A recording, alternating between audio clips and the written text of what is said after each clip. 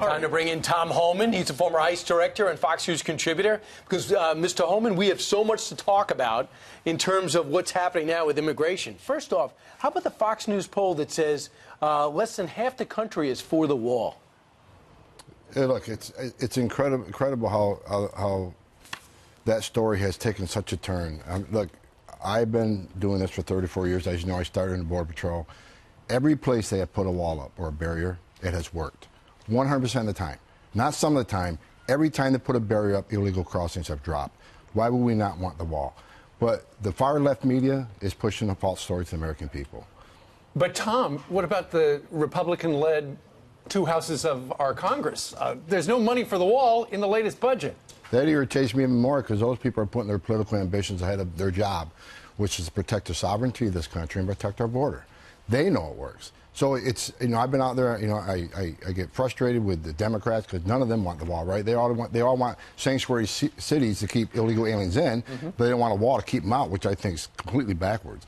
But these people have taken an oath to defend this nation, and they're supposed to be working for the constituency. The wall has proven to work. They should support it and put their political ambitions aside, stop worrying about November, and do the right thing for this country. But they say, therefore, increase border security, and they just don't mention the wall. Well, again, that's unfortunate, but I want to add one more point. It's just not about the wall either. They need the technology and the manpower to respond to the wall. Sure. But you also need interior enforcement. You need ICE officers, because if you're lucky enough to get by the Border Patrol, there needs to be an enforcement in the interior United States that's going to look for you and remove you once they find you. Okay, another hot button issue we want to ask you about. There's a new Trump rule that could deny green cards to immigrants who use food stamps and Medicaid legally. Is this something that's insensitive and flawed, or is this something that's making sure the system isn't strained so much? It's a fantastic rule. This has been in the law for over 100 years. It goes back to 1898. I mean, this has been in the law, but like many other immigration-related laws, they weren't allowed to enforce them. You have a director of Citizenship and Immigration Services, Francis Cissna, who's a patriot within himself, and he's doing what I did when I was ICE director. He's taking the laws, he wants to enforce them the way they're supposed to be enforced. Back in March of 2017, the president wrote a memo to the Secretary of Homeland Security and State Department, along with the Attorney General, saying he wanted these laws enforced. So they worked on this regulation. It's now out for comment for 60 days. I think it's a great regulation. It's 400 pages. I must live a boring life. I've actually read it, and I think it's the right way to go. I was just reading one bit of it, though, and it says that immigrants are already turning down government subsidies to help buy staple foods and infant formula for fear that it could bar them from receiving a green card. Is that something that's really happening, or is that not true? If it's happening because, again, the far-left media is misinforming the American people. They want people to panic. They want the American people to think this president is racist and he's against poor people. If you actually read the regulation, food programs for children, I mean, those that are refugees and asylees that come to this country needing our help, they're not including in this. This is people that come to the United States on a visa or people that want to adjust their status. This requires them to be self-sufficient. That's what this country should want.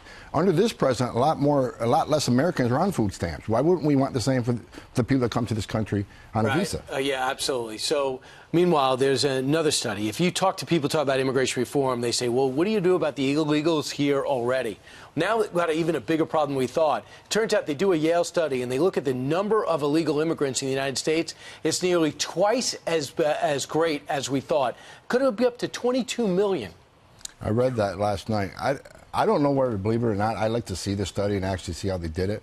And second of all, what was the purpose of the study? Now, because I can swing both ways. You can say, well, now there's so many people you can't possibly do anything but give an amnesty.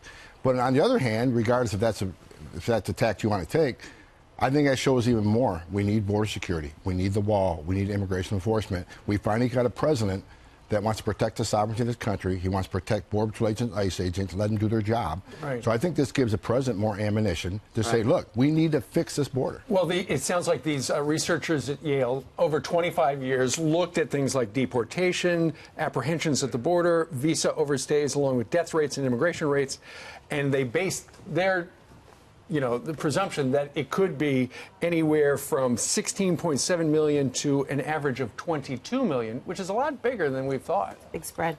But how much bigger than 12 million do you need to be to recognize that? I mean, if you even accept the lower number, 12 million, that shows there's a problem. That shows we need border security. That shows we need immigration enforcement taken seriously in this country. So, and I'm hoping the American people are paying attention. and they make this known to their representatives, Democrats and Republicans. They need to step up and support this president. You know, a lot of cities are on a tight budget, but in Portland, they found $1 million for an illegal alien defense fund. So illegal aliens can get this elite representation in Portland for free. It doesn't surprise me. Portland's the same place we had an office shut down for several weeks because the mayor had ordered the police department not to assist ICE officers. Even ICE employees who weren't gun carriers, they're also Portland taxpayers who he had a duty and obligation to protect them. But Portland, with all their problems, with the homelessness and things going on, and those funds got taken straight out of the pockets of firemen and policemen. So once again, you got a politician that puts his own political ambitions ahead of public safety.